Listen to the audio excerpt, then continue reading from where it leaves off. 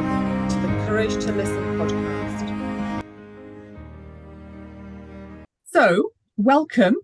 I'm delighted to be with Chris Hatton today and Sue Blackwell to have a conversation about something really phenomenal that's just happened. But both of you, I'd just like for everybody here just to know you a little bit more and why we're sort of, why you're involved and we're together today to have this little conversation. So, Chris. Hi, I'm Chris Hatton. I'm currently Professor of Social Care, so I'm an academic at Manchester Metropolitan University. I've been working with people with learning disabilities for over 30 years. I've had a brilliant experience as a trustee of Dance Syndrome, which Jen co-founded and is a prime mover in. And I guess I've always been interested in ways in which people with learning disability can be supported to show, I guess, whatever fulfills people, whatever that is. So ways in which society and people can support people with learning disabilities, like we all have support. We all have support to show kind of our own fulfillment in life. I guess what that support looks like and what barriers we can knock out of the way. Hello, I'm Sue Blackwell. I am married to Malcolm, and we have two children, Jen and Anthony. And for both of our children, we have the self-same aspirations. We want them to be happy and fulfilled in their lives and as healthy as they can be in their lives. Anthony is a high flyer out of Cardiff University, is making life look relatively straightforward with work and home and family.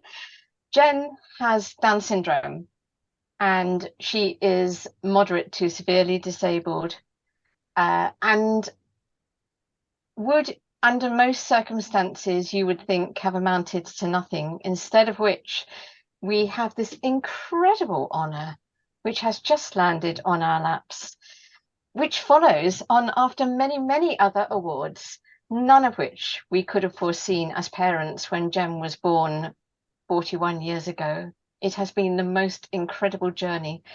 I do apologise for the lights coming and going here, as I'm sitting on a yacht in the Outer Hebrides at the moment. So I'm just hoping Jen won't mind you revealing her age.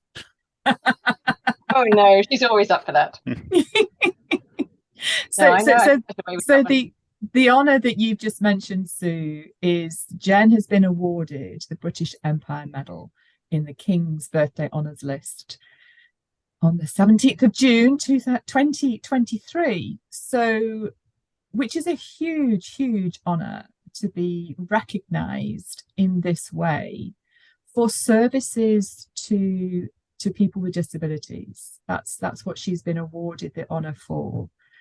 And you just said, Sue, that it's beyond your wildest expectations. Jen has won lots of awards individually, but also for the charity that you co-founded, Dance Syndrome, over the 13 years that the charity's been going. But what's so special about this honour? I can't imagine anything more heady than being awarded a King's honour. I mean, for any individual, what proportion of the population ever achieves that in their lives? And to actually be that recipient or the parent of that recipient, I honestly don't have words. I'm incredulous. And what it does is that it demonstrates that people with learning disabilities can do absolutely phenomenal things with their lives if given appropriate support and opportunities to develop whatever they are passionate about. And in my view, and if it can work for Jen, it can work for anyone. Because of Jen, we established Dance Syndrome. It had to be done. She left us with no option. It was, from the moment she was born, more or less, she was dancing, and she danced through life. She danced putting the shopping away, and even now she dances in the supermarket when you're out with her. And it's just, the music is on, so you dance. I mean, what else would you do? And actually, whereas in the past I might have been embarrassed, now I just smile because it's Jen. And I have come to accept and understand so much more about Jen, almost since actually not living with her full time, which maybe we come on to because I think that's an incredibly important part of her development. But Dance Syndrome was set up because she had nowhere to go, no one to turn to, nobody who cared. She didn't even have the experience of friendship within her life before Dance Syndrome was set up, which is quite devastating when you consider that she was already 28 by that point in time, and she had yet to experience friendship because she had no social skills, and arguably still has no social skills, but they have developed enormously since Dance Syndrome got going. So thank you. Yeah, Chris, you've obviously got your academics hat on, but also your experience of working closely with Dance Syndrome over a number of years. What does this mean? Someone with a learning disability, particularly Down syndrome. I'm not a specialist. I don't know anything about the different types of learning disabilities, but I know there are a lot. What does it actually mean for someone, Jen with Down syndrome, to receive this honour in this way? Well, in England, there are probably about 1 million people with learning disabilities. So as you say, that's kind of a huge number of people and a really diverse group of people. So I think what Jen's honour, I think, as you said, Sue, shows that given the right encouragement, opportunities, people can, fulfill what they want out of life. And that will look hugely different for different people. But I think what that means is that there is the possibility for you to really lead a satisfying, fulfilling life. I mean, in Jen's case, in the case of Down syndrome, a really satisfying kind of artistically creative life, which I think isn't to be underestimated. I guess what an artistic endeavor and what sort of artistic achievement Down syndrome achieves kind of week after week, month after month, year after year. And I think it's interesting you said about kind of Jen dancing in the supermarkets. I think what Jen shows us and what Down syndrome shows us is that there are myriad ways, for example, in terms of dance, to produce something that really has an impact, that is really creative, that is of that really kind of packs a punch artistically. And there are myriad different ways to do that. And similarly, I think for any person with Down syndrome, for any person with learning disabilities, man, I need more coffee this morning. Is that if you start with really sort of understanding a person, spending time with a person, really trying to kind of work out whatever it is that gives a person joy, that gives a person meaning, that you can do that, and that will look completely different. And Jen's is a brilliant way of showing one way in which that can be done in a way that has been recognized. And I think that recognition is crucially important. I think all too often people with learning disabilities are seen as sort of people who only need things rather than people who contribute to us all, contribute to society being the way it is. Jen dancing in a supermarket will bring joy to other people in that supermarket. That in itself is of immense value, and we need more Jens. I can say we need more people dancing in supermarkets. In my case, that might not bring joy to other people, but that sort of contribution really matters. Yeah, thank you. So Sue, you said that you started Dance Syndrome to support Jen in her her life, because she couldn't fulfill her dancing ambition any other way, that there was nothing there for her to do. So, you know, you and Jen created this space, this organization that then became a charity in 2013 to allow Jen to express herself. But that's allowed so many more people with disabilities and none, of all sorts of different levels and descriptions, to fulfill or to lead fulfilling lives for themselves. So just want to just share a little bit about that. So yes, Jen went through mainstream school, and actually she had a really positive experience for the most part, and particularly in the latter years from 15 to 18 she had a fantastic experience, albeit that she hadn't discovered how to make friends at that point in time. But she left wanting to get the world dancing. She saw others around her going off to fulfill their dreams. She saw people going to be vets. She saw her brother going off to do mechanical engineering. She saw people going to follow nursing, to do whatever it was that they wanted to do, and she wanted to dance. And she really truly wants to get the world dancing. She doesn't give a fig who you are. She doesn't care what age you are, what ethnicity you are, where you come from, anything about you. It just does not matter. She just wants you to dance. And she's demonstrated that throughout her entire life. She will take you by the hand and she will lead you in the dance, no matter where you are. So she doesn't know you, but that's her communication language. That's how she communicates. And her verbal language has improved on the back of her dance, but fundamentally her communication is through dance. And so we looked and we searched and we visited and we networked and we sought left, right and centre, and we didn't find the training for her to become what I took to be a community dance worker. Well, at least I rashly underestimated her. I thought maybe she might be able to be a community dance assistant. Little did I know. So one thing led to another, and after 10 years, we'd had enough banging our heads against brick walls. So we set up Dance Syndrome.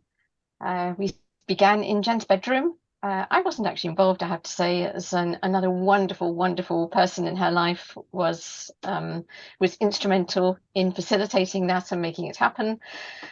But suddenly, now, Jen was starting to be in control of her life. So we set up a dance charity where she invited other people to join her, not because she had a learning disability, but because she was a dancer. So they were joining her on different terms. And we ended up with 14 people in that space after a selection process where Jen was able to select the people she invited to join her, with 7 dancers who also had learning disabilities and 7 professionally trained community dance workers who came through universities. So we were inclusive from the word go, and that was so important because I'd seen Jen work in so many different environments, and she was infinitely happier and more fulfilled and more able when she was in an inclusive environment. So it was key and hugely important that inclusion was there from the off. It was also hugely important that dynamic, energetic, vibrant, hip hop, Zumba, sort of high energy dance was also included from the off, because that was Jen. That was her passion. Yes, she loves the aesthetic and the artistic and the balletic, but she needs those other elements as well. So she isn't about, oh, well, I'll put this music on and just move as you feel, which is so much of what is out there for a person with a learning disability. It's like, no, I want to go for it. I want the upbeat tempos, and I want you to join me in those upbeat tempos. So it had to be a mixture of that. So for me, those were the starting pillars, along with the fact that Jen also wanted to perform. So she wanted to continue choreographing and devising and performing dance. And those opportunities are so few and far between for a person with a learning disability. And you might have a community arts festival, I guess, which might give you a platform. But the Edinburgh Fringe, really? And Dance Syndrome now has twice been to the Edinburgh Fringe and is going again this year. And who knows where that will lead? I mean, every time that you step through a door, you are creating the possibility of future opportunities, and you have no idea what those look like, where they might take you.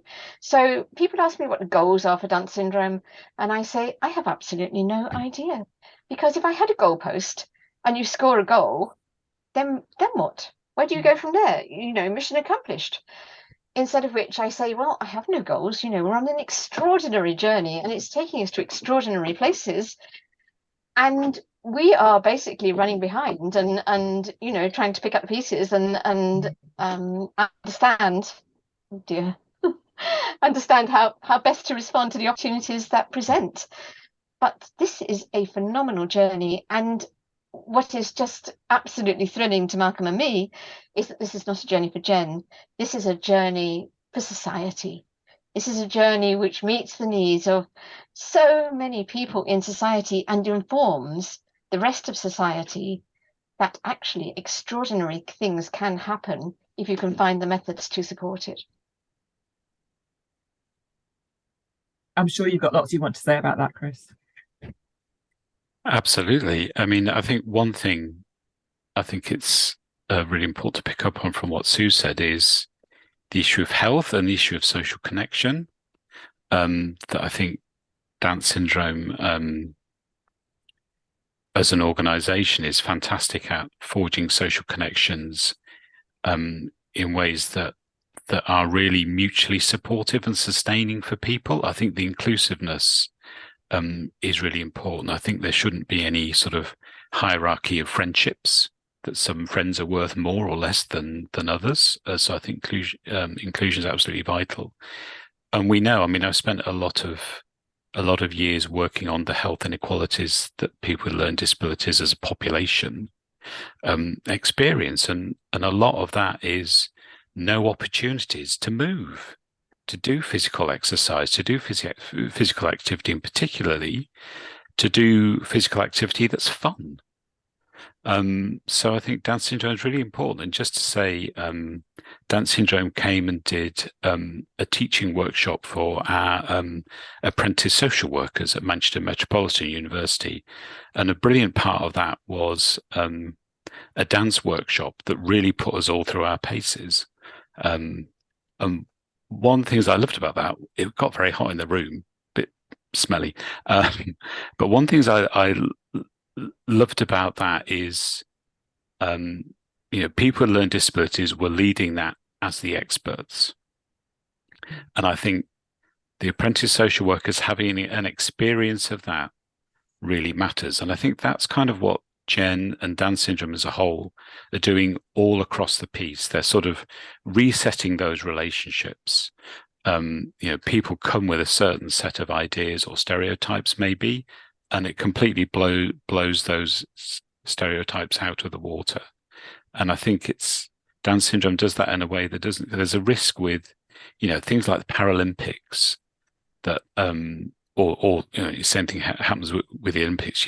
You kind of sit there and you think, oh, those people are so sort of elite and remote and amazing that I could kind of never do anything like that. But I think the people so many people in Dance Syndrome are really kind of relatable and encouraging, and will make people think, yeah, I could do something like that, or, you know, I can do my thing. You know, give me some help, give me the opportunity, and I can do my thing. And I think that sort of relatability is the really other sort of important side of the coin when it comes to Dance Syndrome. Yeah, and you know, and Jen herself is that, you know, she wants people to dance. You know, she wants us all just to get up and dance and enjoy that that opportunity to move our bodies, to be active, but to feel that joy through dance. And I think it's that expression that is so relatable. And you know, I had the opportunity to watch Jen co-lead a workshop at a different university last week for another group. And it was fabulous. And the response in the room from the students was just, wow.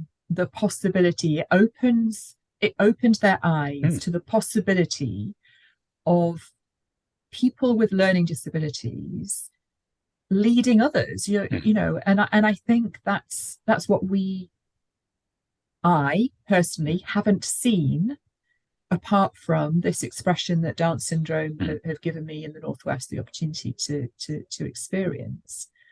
So I suppose, you know, I think it's that there's something about this opportunity and possibilities that you know, you've both touched on, and you know, obviously this honour is really important at showing that you know, what is possible for people with learning disabilities. But I'm sensing that that's not the norm in, you know, in the circles of families and communities where people with learning disabilities are living. That there's still a sense of, well, that's different, you know, that's not possible. But I'm sensing from both of you that absolutely, you know, it's not just look at Jen, but you know, there's a lot more that is possible than what we're seeing right now. Yeah, and I think there are a lot of people and organizations doing brilliant things. So there's a book called Made Possible by Saba Salman, who's edited that, which is interviews with a whole range of people with learning disabilities who are doing kind of brilliant things in their own particular field. And that's sort of one example. And there are lots around the country, but it's the invisibility to the wider world. People are, you know, plugging away, and people's local communities will know about them. But on that wider kind of stage and wider awareness, I think it's really difficult to get that recognition. And again, I think this is why Jen's honour is another really important step in that, in terms of as you said, Sue, sort of you open that door and there's a whole landscape out there. There's a whole load of kind of other organizations doing brilliant stuff too, who can then go through their own doors. So I think it's a fantastic way. Again, it's just sort of one of many ways in which, you know, Jen and Down syndrome and other people too have kind of shown the world a different way to be, which will be better for all of us. And for me, I think I won't say I was thrilled when Jen was born with Down syndrome. It was a huge shock that rocked us to our foundations. But now, now I wouldn't change anything for the world. And she has taught us, Malcolm and me, so much. And if she can teach us and teach the world through this honour, then how much more is there to be unlocked through every other person with a learning disability who is out there, who has yet to experience that sheer joy of becoming their own person, of actually being taken seriously, of being able to do with their lives what they want to do with their lives, as opposed to finding themselves sort of channeled into stacking shelves in a supermarket, or which might be really fulfilling for the right person, but it certainly wasn't going to happen for Jen. And it takes me back to so many conversations and situations where we've come up against brick walls. And, you know, you have a choice. Either you decide to take the fight to the brick wall and say, no, that's not good enough, try again, or you accept that brick wall. And I think parents have a black and white choice to make as to how they are going to support their youngster when they're children and then their adult.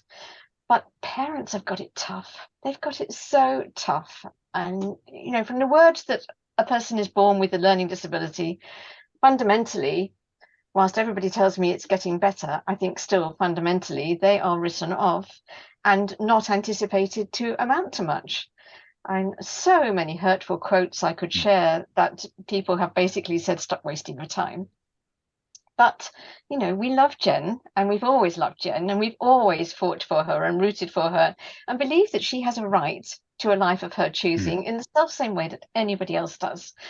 And that being the case, then actually, why wouldn't you fight for them? You know, she's your child.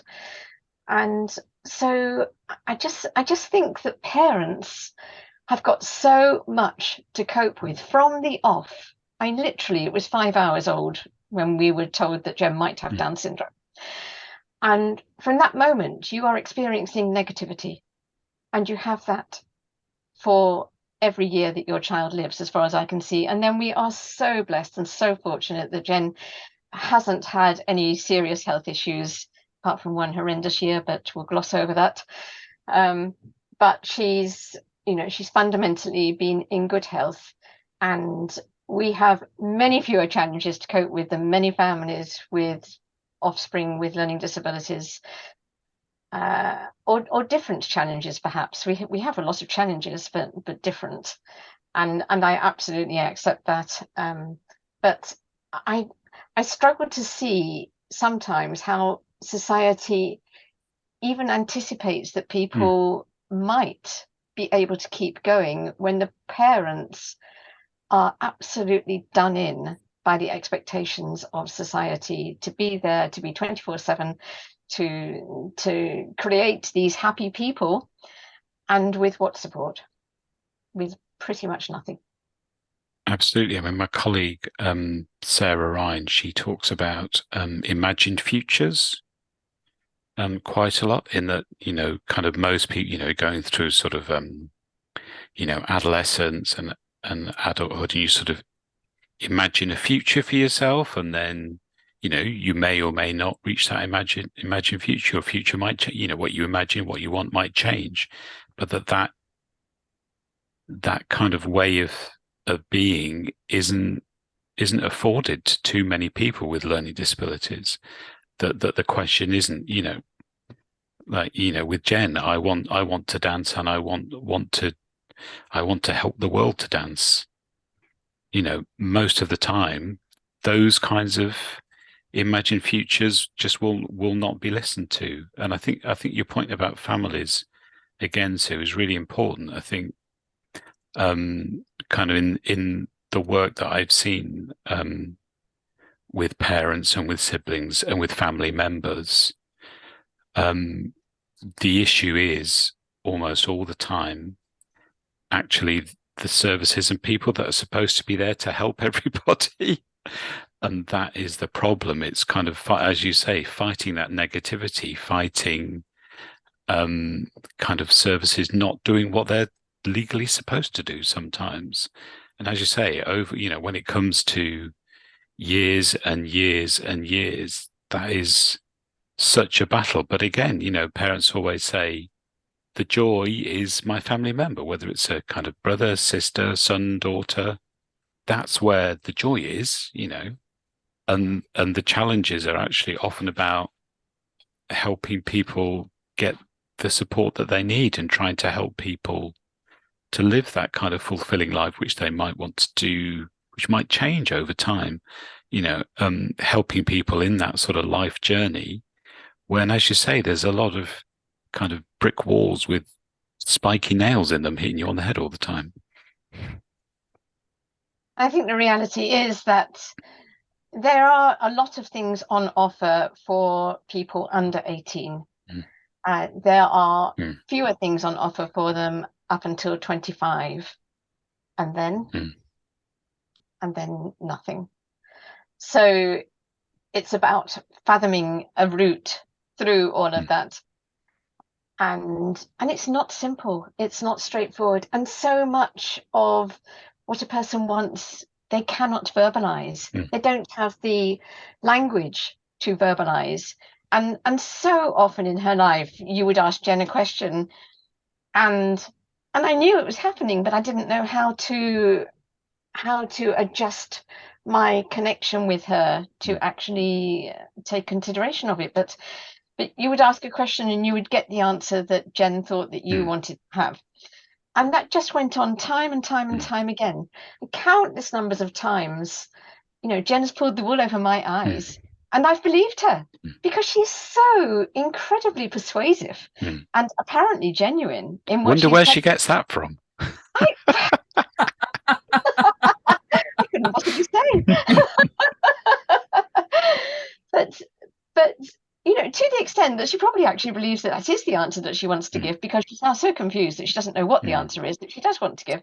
So I think so much of this for me is about, and Alita Alessi was the person who said it first to me anyway, who is an incredibly inspirational, intuitive dancer who lives in Oregon.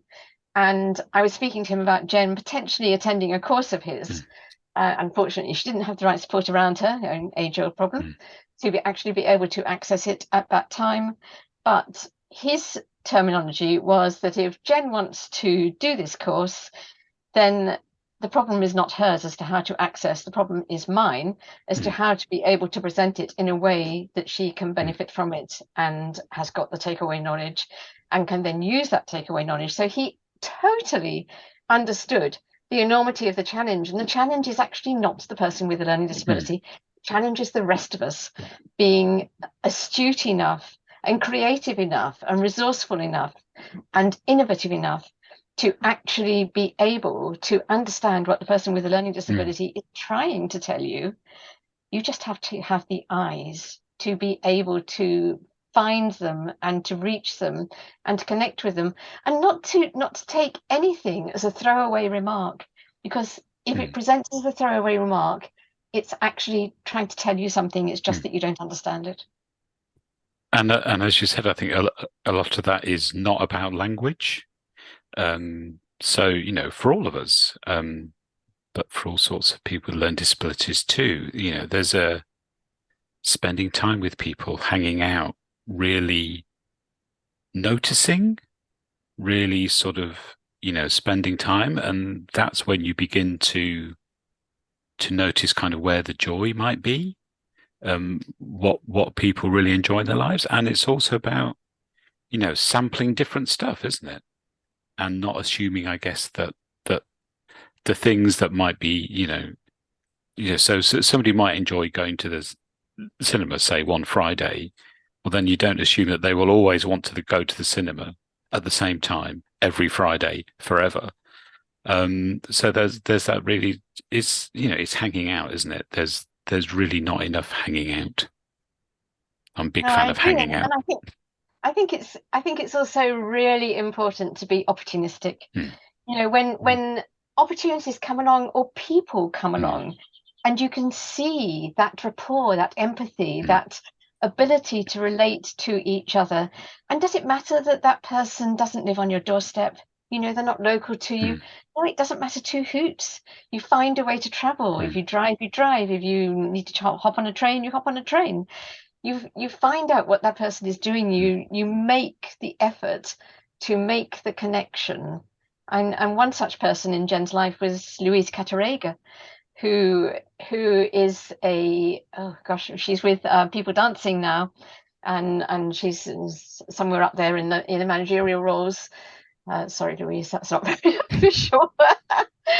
But at the time Jen connected with her, she was running community workshops, inclusive community workshops, passionate about inclusion, and to be honest, if I was honest, if I was sitting on the sidelines, which I was for most of that week, it was actually a stretch too far for Jen. But nonetheless, Louise believed that Jen had the right to be there, and she embraced her, and she made it as accessible for Jen as it humanly could be. And that was the beginning of an affirmative relationship, which just at the beginning of this year led to an article in People Dancing and an ongoing relationship with a national organisation. That's you know, those opportunistic moments. But then equally, you know, you're in February and it's been dull and dark for weeks on end, and all of a sudden you have a bright day with the snow on the ground. So what do? You go to Fountains Abbey and love it. But you hadn't planned it. It wasn't on the agenda. It just happened to be a weekend, and Malcolm happened to be around, the kids were around, so you go.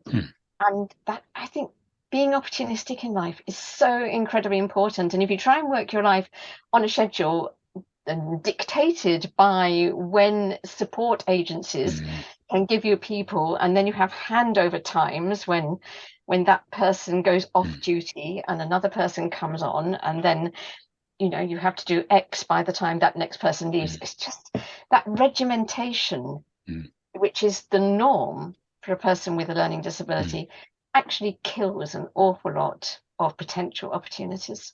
Absolutely. Nothing to add. Couldn't say it any better.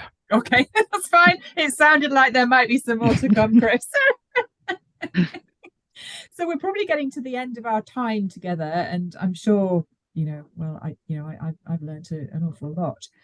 And I think the conversations could go all sorts of different ways. But I think I'd like to just bring it back to, this opportunity and possibility for people with learning disabilities that that we don't see, the general public doesn't see in the same way. I mean, Chris, you mentioned before about, the Paralympics, we don't see that for people with learning disabilities, that opportunity, and what's possible, for people to aspire to. Jen has been given this award, the British Empire Medal, for her services to the disabled community. And she is seen as a role model, and the ambassadors, the dance leaders in Dance Syndrome are seen as role models of what's possible for people with learning disabilities. So it's almost like, is there a, it's almost like, what's next? How can we support more people to see the potential and see the possibilities without it being in these, what I'm learning, is these boxes, that sausage factories that we seem to be putting people through, when that's not right for any of us, whether you've got a learning disability or not. It's over to you two. Sue, go on. No, I mean, if I'm honest, actually, and I've said this many a time, whilst I love all of the work that Dance Syndrome does, and it works over such a broad spectrum in terms of community workshops, in terms of devising and choreography, in terms of performances, in terms of delivering to conferences and keynote speeches and breakout sessions. It does so many things. But the thing that really does excite me the most is the work with universities, because I do believe that if you can get under the skin of the undergraduates, that actually that's where the future changes are going to come from. When those undergraduates go into their field of work, whether that's social work, whether that's dance, whether that's clinical psychology, and we work with all of those students, and nursing too. We work with all of those students in different universities, and I think there's so much more we could do there. But if those people actually have these experiences before they leave university and they start to carve out their careers for themselves, they've got a whole discrete bank of knowledge that most people going into their career path don't have. And I think it's there that we will start to make some real tangible changes. So I guess, if I had a magic ball, and wouldn't it be amazing if we can somehow create a situation where we bring the students who are already enlightened together from across the different universities and invite the other students from their universities to come and be enlightened. I mean, what a festival that could be, and how informative would that be the future of the whole of society? There's a challenge for you, Chris. Okay, Monday. Do it by Monday. Excellent. I wish I knew the answer to your question, TJ, and unfortunately I don't, and that's what I keep trying with brilliant colleagues to find out. But I think your point, Sue, is really important. And if anything, go back younger. So we separate children apart from each other for the most part in schools. And if we come back to that idea of hanging out and just spending time, everybody being with each other, shaking up the notions of, what a path might be to success, whatever that might mean or not mean. That having an education system where everybody occupies an equal place and that works for everybody, so that people are, so I think it's brilliant that it's happening more and more in universities. It could be happening earlier with everybody. So I guess starting there would be one thing. I mean, I think there are fundamental, again, sort of what the academics would call kind of socioeconomic differences. So if we look at the money, the poverty, the housing, the jobs, all of those kinds of things really matter, and they're very unequal for people. Health services, all of those things are really unequal, and people get a raw deal. But I think fundamentally, it's society being together and taking joy from each other, which will enrich us all. Wonderful. That's such a brilliant way to end, I think, Chris. It's that finding joy with each other, and that everybody in society has a place and is valuable, and we need to see that and embrace it. And listening again, Sue, you're right at the start, you mentioned about listening. It's listening to that joy of each and every person, and then helping and supporting them to find a way to express that. So thank you so much, Chris and Sue. And I look forward to hearing this conversation continue, however that continues. Thank you. Thank you. Thank you.